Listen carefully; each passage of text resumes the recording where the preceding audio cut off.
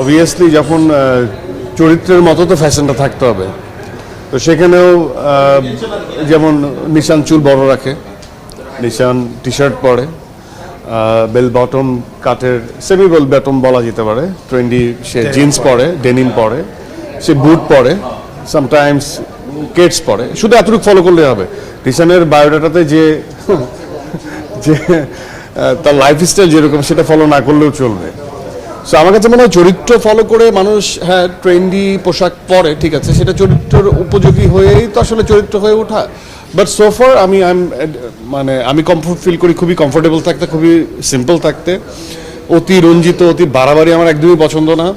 এই জন্যই কখনো রেড কার্পেট আমার হাঁটতে খুবই সবসময় অস্বস্তি লাগে, এবং সেখানে একসময় একটা প্রথা ছিল যে কে কি পরে আসলো সেটার উত্তর আমি খুবই দিতাম যে বঙ্গবাজার থেকে জিনিসপত্র পরে আসছি।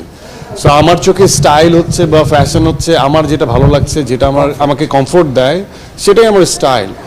তো সব কিছুর উপরে আমি যে পড়ছি, আমি যে ক্যারি করছি, এটাই থাকবে সামনে। সো আমি কোথাকার কোন টি শার্ট পরছি এটা ইম্পর্টেন্ট না। আর আমার কাছে মনে হয় যে এটা খুবই আমার কাছে ছোটোলেকি লাগে যে ব্র্যান্ড এক্সপোজ করা।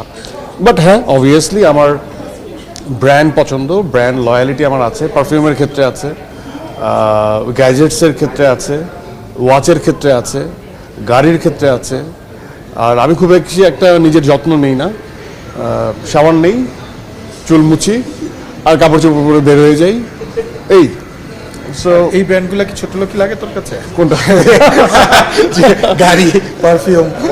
না, আমার কাছে প্রত্যেকটা, যেমন আমি ঘড়ির হিস্ট্রি নিয়ে ঘাটাঘাটি করি।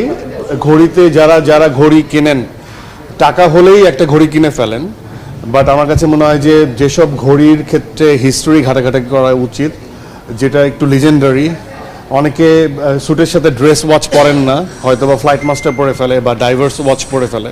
সো ওগুলো একটু ঘাটাঘাটি করার ব্যাপার আছে, যে একটা ওয়াচ আমি কোন ওয়াচটা, তার থেকে এরকম হাত শূন্য থাকা অনেক বেটার, ও মাস্ক এরকম হাত শূন্য থাকা অনেক বেটার। সো আমার কাছে মনে হয় যে প্রত্যেকটারই একটা ইমোশন আছে, তো আমি ওইটা নিয়ে ঘাটাঘাটি করি। গ্যাজেটসের ক্ষেত্রে গাড়ির যেমন আমার পারফরমেন্স বেসড মডিফিকেশান খুব আমাকে ভাবায়। সো আমি ওইটা নিয়ে ঘাটাঘাটি করি, কীভাবে ওটা বাইরের থেকে দেখা যায় না, ভেতর থেকে দেখা যায়। সো যারা কার এনথুজিয়াস্ট তারা বুঝতে পারে। এবং পারফিউমের ক্ষেত্রেও কিছু বলতে পারি আমার পছন্দের, না বললে আবার ভাববেন যে বললাম না। আমার যেমন বিয়ার 540 বাকারত রুশ একটা পারফিউম আছে ফ্রান্সের, মনে হয় ফ্রান্স ওরিয়েন্টেড, ওইটা খুব ফেভারিট। ক্রিডের অ্যাভেন্টাস খুব অল টাইম ফেভারিট। তারপর হচ্ছে ব্লু দ্য চ্যানেলের মানে অনেক অনেক পারফিউম আছে যে পছন্দ। টম ফোর্ডের ওদি ফিলের অনেক কিছু আমার ভালো লাগে। বোঝাই যাচ্ছে নিশ্চয় ব্র্যান্ড একদমই পছন্দ হ্যাঁ, করে না।